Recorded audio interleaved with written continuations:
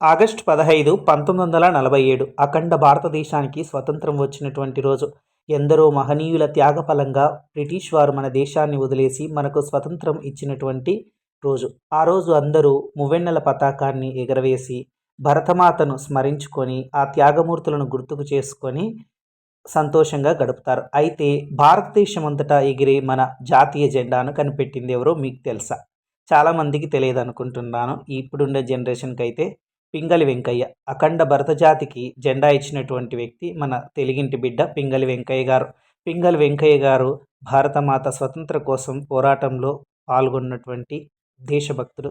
అలాగే ఆయన ఆంధ్రప్రదేశ్ రాష్ట్రం నుంచి స్వతంత్ర సంగ్రామాన్ని నడిపినటువంటి ప్రముఖుల్లో ఒకరు. అయితే భారతదేశానికి జాతీయ పతాకాన్ని అందించినా కూడా ఆయనకు తగినంత గుర్తింపు లేకపోవడం అన్నది చాలా బాధాకరం. రేపటి స్వతంత్ర దినోత్సవానికి అందరికీ శుభాకాంక్షలు.